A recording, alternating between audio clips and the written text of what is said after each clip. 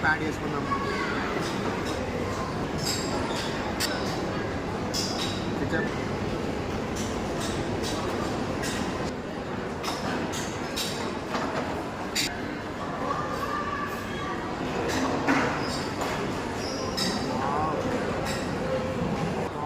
Taste అయితే ఎమ్మె ఉంది.